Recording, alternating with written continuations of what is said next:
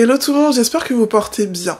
Je voulais tout d'abord vous souhaiter une très bonne année 2020, j'espère qu'elle s'est bien déroulée pour vous, que vous avez pu profiter de passer des moments en famille, entre amis, en couple ou en solo. En tout cas, l'année 2019 pour moi est passée à une vitesse, je sais pas pour vous, mais ça a été vraiment très rapide je trouve, donc j'espère que l'année 2020 sera mieux que l'année précédente pour vous, de la réussite, du bonheur et surtout la santé. C'est très important d'être en bonne santé ces derniers temps. Donc je vous souhaite vraiment le meilleur pour cette nouvelle année qui débute. Et pour bien démarrer l'année 2020, je vais vous montrer les outils que j'utilise pour entretenir mes locks. Donc ça va être une vidéo assez courte, je vais vraiment vous montrer chaque ustensile pour vous expliquer aussi comment les utiliser pour entretenir vos cheveux. Donc dans un premier temps, on va parler de la partie lavage. Donc lorsque je lave mes cheveux, j'utilise cette brosse. Donc c'est une Tangle Teezer, c'est une brosse avec des petits picots, il y a des grands et des petits picots. En fait, cette brosse va m'aider à effectuer des massages au niveau du cuir chevelu pour vraiment assainir mon cuir chevelu et pouvoir par la suite apporter de nouveaux produits. C'est très important de bien nettoyer vos locks. Je vous le dirai jamais assez, mais effectuez vraiment 2 shampoings, sauf si vous les faites plusieurs fois dans la semaine, faites un seul shampoing, mais si vous êtes plutôt à attendre par exemple 10 à 15 jours, je vous recommande de faire vraiment 2 shampoings pour assainir vraiment le cheveu. Vous verrez que le premier shampoing ne mousse généralement pas, parce qu'il y a encore les produits qui sont présents. Et au deuxième shampoing, vous verrez un peu plus de mousse, si votre shampoing mousse évidemment. Vous verrez la mousse, ça veut dire que les produits sont partis de votre chevelure. Du coup, j'utilise vraiment ça juste pour me masser le crâne en fait, et c'est vraiment agréable. Je le fais pendant mon shampoing tout simplement, comme ça. J'ai pas à le refaire par la suite. Mais vous pouvez aussi très bien l'utiliser au quotidien si vous avez envie de faire des massages du cuir chevelu et stimuler la pousse. Je vous recommande ce type de brosse, ou sinon vous avez aussi des brosses rondes que je n'ai plus malheureusement, mais ça se vend vraiment partout. Celle-ci, en tout cas, je vous mettrai tous les liens des outils dans la barre d'infos pour que vous puissiez vous les procurer. Donc voilà pour la première étape du shampoing, j'utilise cette brosse pour vraiment stimuler et masser mon cuir chevelu. On va passer maintenant à la partie reprise des repousses. Donc ce que je fais, comme je vous ai dit, je fais environ tous les 4 mois le crochet. Donc le crochet c'est très simple, je vais vous montrer ça. J'ai 2 crochets. Celui-ci c'est mon préféré parce que c'est mon tout premier crochet que j'ai acheté et j'aime beaucoup, ça fait très longtemps que je l'ai. Le truc c'est qu'au niveau de la... comment ça s'appelle ? De la largeur parce que chaque crochet a une dimension, un diamètre. Donc là j'en ai 2, donc j'en ai un qui est un peu plus fin. Donc celui-ci je l'utilise pour mes cheveux lorsqu'il y a des parties un peu plus fines. Celui-ci on peut l'utiliser aussi au niveau si vous avez des locks un peu plus costauds et épaisses. Mais vous avez ces types de crochets, donc ce sont des crochets à clapet, comme vous pouvez le voir. Donc je vous mettrai les liens des vidéos pour vous montrer comment je fais mes reprises de racines. Donc ce sont ces 2 types de crochets que j'utilise pour mes cheveux. Ça peut dépendre, soit ça c'est pour les fines et ça c'est pour celles qui sont un peu plus grosses, épaisses. Donc c'est vraiment très très simple à utiliser. Donc j'utilise ça dans un premier temps lorsque je reprends mes repousses au crochet.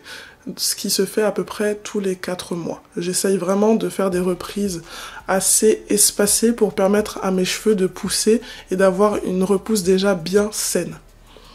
Ensuite, vous avez la technique des aiguilles.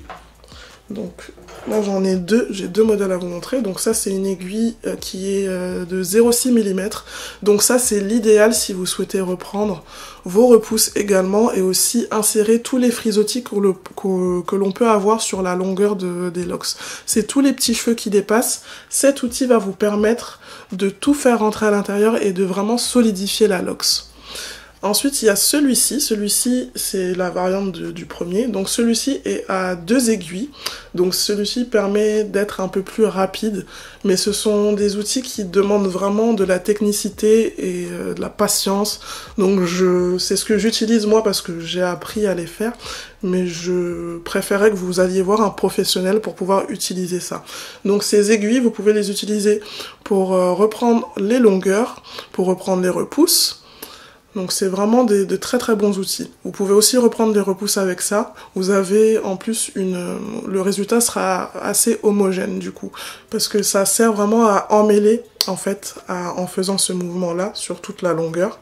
La repousse tout simplement, qui va se transformer ensuite en locks. Ensuite, ce que je peux utiliser lorsque je reprends mes repousses en twisting, c'est un peigne à queue.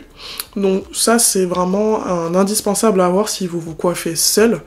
Ça vous sert pour tout, pour tracer, pour faire des tortilles aussi, c'est très bien. Et justement, le principe des tortilles va être réalisé lorsque je fais une reprise au twist. Donc on va venir placer, j'essaierai de refaire une vidéo, je pense que j'en ai pas faite sur la technique avec le peigne à queue. Mais c'est vraiment simple, on va placer le peigne ici et on va faire vraiment des rotations sur la repousse pour qu'elle puisse s'entortiller. Donc la reprise au twist, ça dure c'est assez éphémère parce qu'en fait lorsque s'il pleut ou si vous avez eu un contact avec l'humidité ou l'eau, ben votre tortille en fait va se défaire.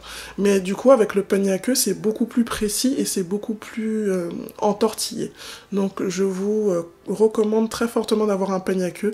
Aussi pour celles qui ont les cheveux libres, je ne vous oublie pas, hein, c'est pas parce que je suis loxée que ça y est, pardon. Du coup, vous pouvez aussi l'utiliser pour tracer, pour faire des sections, etc. et pour faire vos extensions, ce genre de choses.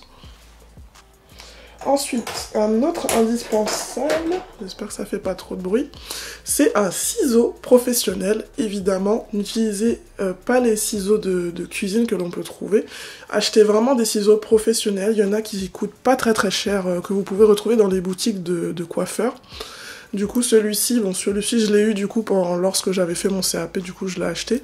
Donc j'utilise ce ciseau tout simplement pour couper un petit peu lorsqu'il y a des cheveux qui s'en mêlent trop et que j'arrive pas à défaire à la main et que ça fait mal.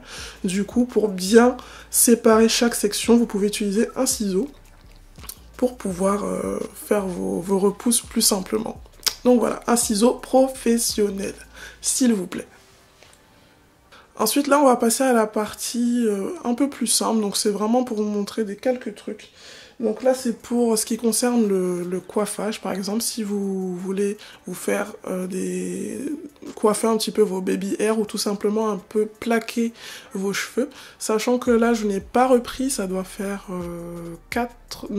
3 mois que j'ai pas repris mes repousses, il me semble. Je sais même plus. Mais du coup, si vous avez vos repousses qui ont bien poussé et que vous les reprenez pas tout de suite, vous pouvez utiliser ce type de brosse. Donc c'est une brosse à poil de sanglier. Et vous allez tout simplement venir plaquer en fait comme ça vos petits cheveux. Donc à ce moment-là, si vous avez envie d'utiliser un gel si possible naturel, donc vous avez du gel d'aloe vera, vous avez du gel de lin, vous avez aussi un gel d'hibiscus de la marque Nyusha Bantu. Je vous mettrai tout ça dans la barre d'infos. Et vous avez tout simplement à l'appliquer sur la partie que vous souhaitez plaquer et utiliser cette brosse pour venir plaquer le tout. Et ensuite, lorsque vous avez plaqué tout ça, vous allez mettre un foulard pour que ce soit vraiment bien net et que le plaquage reste net et dans la durée. Voilà. Ensuite, ce sera, je pense, mes 2 derniers outils, mais toujours indispensables. Il y a ça. C'est des grosses pinces en fait, un peu, pas croco, mais c'est des pinces pour les personnes qui ont beaucoup de cheveux. Vous avez aussi ce type de pince en métal. Vous avez aussi des pinces beaucoup plus fines, que j'ai oublié de vous montrer d'ailleurs, mais c'est aussi pour la reprise des locks, c'est pour venir sécuriser en fait la reprise tout simplement et laisser sécher comme ça et après on les retire. Mais vous avez ces deux types de pinces qui vont vous permettre tout simplement de sécuriser la section que vous souhaitez réaliser. Donc voilà, la vidéo se termine, j'espère qu'elle vous a plu. N'hésitez pas à me poser des questions si vous en avez en commentaire, j'essaierai d'y répondre en temps et en heure.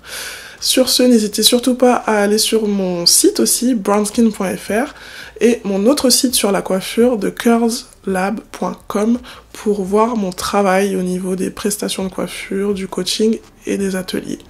Sur ce, je vous souhaite une très bonne journée ou une très bonne soirée et je vous dis à très bientôt. Bisous!